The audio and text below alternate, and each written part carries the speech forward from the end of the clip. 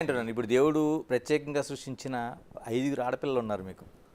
మీకిద్దరు, మీకు ముగ్గురు. అదే అన్నాను ఏంటి వాళ్ళ భవిష్యత్తు ఇది ఏం వాళ్ళని ఆలోచిస్తున్నారు? భూమి మీద తీసుకొచ్చిన మేము తీసుకొచ్చాం కాబట్టి మాదే బాధ్యత కాబట్టి వాళ్ళ చదువులు వాళ్ళ పెళ్ళిళ్ళు అన్నీ ఖచ్చితంగా మేమే చూసుకోవాలి. పిల్లల్ని కన్నం వరకే మన బాధ్యత. వాళ్ళ తలరాతలు మన కనలేం. వారు ఏమవుతారో పెద్ద అయితే ఏం చేయగలరో మనం ఏం చెప్పలేం. కానీ వాళ్ళని పెంచడం వరకు, వాళ్ళు చదివించడం వరకు, వాళ్ళు పెళ్ళిళ్ళు చేయడం వరకు బాధ్యత ఖచ్చితంగా ప్రతి తల్లిదండ్రులకు ఉంటుంది. ఆ బాధ్యత మేము తీసుకుంటాం అంతే. దానికి మించి ఇంకేం చేస్తాం పిల్లలకి? వాళ్ళు చదివిస్తాం. ఈ నిర్ణయం వల్ల వాళ్ళ ఎఫెక్ట్ కాకూడదు. మీకు ఇంకా ఒక బాధ్యత ఉన్నట్టుంది. ఇంకొక పాప పెళ్లి ఉంది, శ్రీనివాస్ గారు.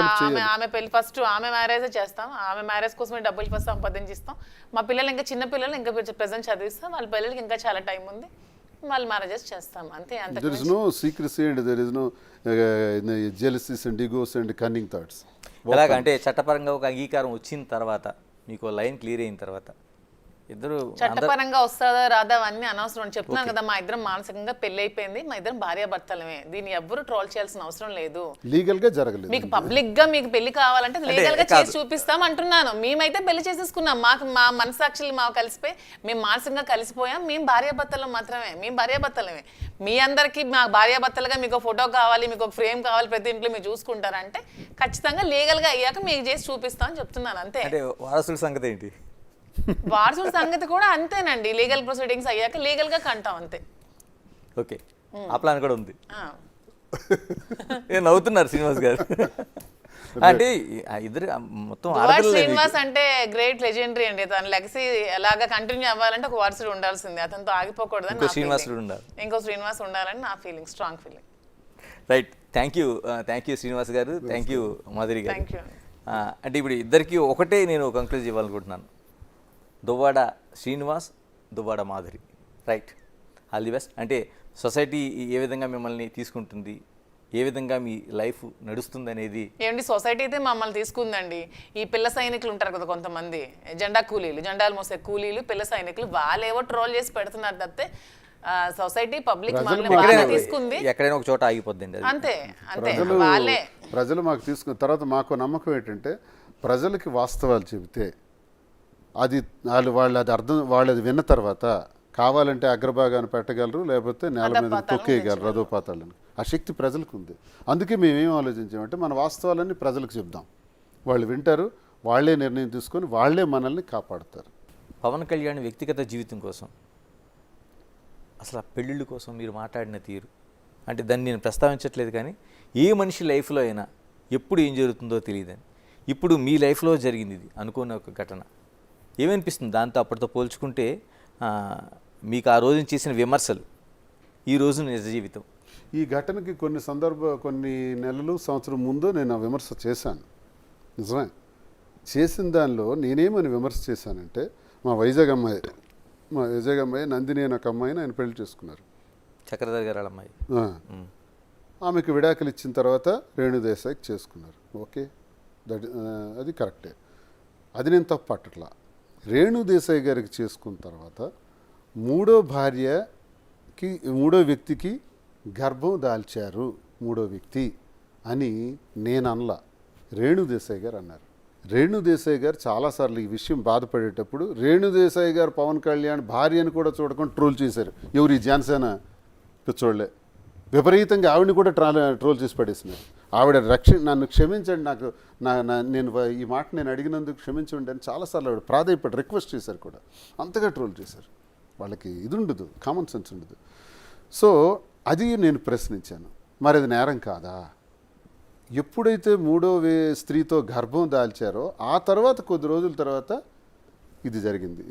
ఈ రెండో భార్యతో విడాకులు అనేది జరిగింది. ఆ తర్వాత ఇప్పుడు మూడో భార్యకి పెళ్లి చేసుకున్నారు అన్నది ఇప్పుడు చేసుకోవచ్చు, నేను కాదనట్లే. ఈ విషయాన్ని నేను అడిగాను. అయితే మరి మీరు ఇన్ని అన్నారు కదా, మీ జీవితంలో ఎలా జరిగింది కదా అంటే, నా జీవితంలో జరిగింది ప్రతి ఒక్కటి చెప్పాను ప్రజలకి. పవన్ కళ్యాణ్ చెప్పగలిగాడు, చేసుకుంటూ పోయాడు. ఆయన ఒకటోది, నెంబర్ 2, నెంబర్ 3 చేసుకుంటూ పోతే వాళ్ళ ఆరోపణల వల్ల మనకు తెలిసింది, వాళ్ళు ఒకరికొకళ్ళు మాట్లాడుకోవటం వల్ల తెలిసింది. నాది అలా కాదే, నా పైన ఎవరు ఆరోపణ చేయలేదు, నేనే చెప్పా. నా మొదటి జీవితం ఇది, నా రెండో జీవితం ఇది, నేను ఇలా చేస్తున్నాను అని ఎప్పుడు చెప్పాను? గొడవ జరుగుతున్న మొదటి రోజే చెప్పాను. ఎక్కడ అబద్ధం ఆడలేదే. ఆయనకి నాకు డిఫరెన్స్ ఉంది కదా, నేను వాస్తవాలు చెప్పాను కదా. ఆయన చెప్పలేకపోయారు కదా. కాబట్టి ఆ విమర్శ తప్ప ఒప్ప అనడం కన్నా పవన్ కళ్యాణ్ చేసుకోవటంలో కూడా 3 పెళ్ళిళ్ళు చేసుకోవడం తప్ప ఒప్ప అంటే ఆయన అవసరం, ఆయనకున్న పరిస్థితులు, ఆయనకున్న ఎటువంటి ప్రభావాలు పరిస్థితులు అటువంటి పరిస్థితికి దారితీసాయో ఆయనకు తెలుస్తుంది, నాకు తెలియదు కదా. ఇప్పుడు నేను చెప్తున్నా, నా పరిస్థితులు బట్టి నేను ఈ నిర్ణయం తీసుకోవాల్సింది వచ్చింది, ఆయన పరిస్థితులు బట్టి ఆయన నిర్ణయం తీసుకున్నారు. కానీ ఈ విషయంలో వ్యక్తిగతానికి సంబంధించిన విషయం, అది పవన్ కళ్యాణ్ గారిది కానీ మాది కానీ. సో ఆ పరిస్థితులు ప్రభావాలే ఇటువంటి స్థితులకు దారితీస్తుంటాయి అన్నది అఫ్కోర్స్ నాకు కూడా అర్థమైంది. దీన్ని ఎక్కువగా మాట్లాడకపోవడం కూడా మంచిదే వ్యక్తిగత విషయాలు. మాధురి గారు, చాలా వరకు మానవ సంబంధాలన్నీ ఆర్థిక సంబంధాలు అనేది ఒక ప్రధానమైన సూత్రం. అంటే భార్య, భర్త, పిల్లలు, తండ్రి, తల్లి అన్నీ కూడా ఎక్కడో చోట ఒక పిన్ పాయింట్ దగ్గర ఆర్థిక సంబంధాల దగ్గర ఆగిపోతాయి. ఇప్పుడు నిజంగా మీ ఇద్దరి మధ్య ఉండే సంబంధం కూడా ఆ రోజు వాణి గారు పెట్టిన గొడవ ఇవన్నీ కూడా ఒక ఆర్థిక సంబంధం దగ్గర ముడిపడి ఆగిపోయింది. అంటే ఏంటి అసలు నిజంగా ఆర్థిక లావాదేవీ అంటే ఎక్కడ ముడిపడి ఉండిపోయింది? అంటే మీ పేరుతో ఆ రోజున రాశారని, లేకపోతే మీరు కొంత అప్పు ఇచ్చారని? ఆ హౌస్ అనేది మా ఇద్దరం కలిసి ఉండడానికి మేము కలిసి నిర్మించుకున్న హౌస్ అది.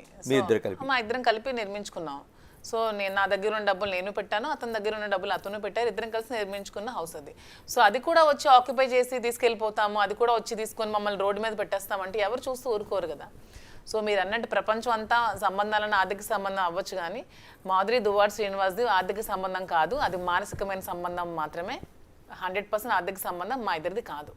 వాణి గారు చెప్పినంత స్ట్రైట్గా మీరు ఎందుకు చెప్పలేకపోయారండి? మా ఇద్దరం కలిపి ఉండటం కోసం ఒక ఇల్లుని కట్టుకుంటున్నాం, మేము ఉండాలనుకుంటున్నాం అని అమ్మాయి ఎంత స్ట్రైట్గా చెప్పదలుచుకున్నప్పుడు ఎందుకు దువ్వాడ శ్రీనివాసు ఎందుకు చెప్పలేకపోయారు? అంటే తన ఇంటి దగ్గరికి రావటమే మొదటి రోజే పిల్లల్ని కలవటానికి, తండ్రిని కలవటానికి పిల్లలు వచ్చారు అని చెప్పింది.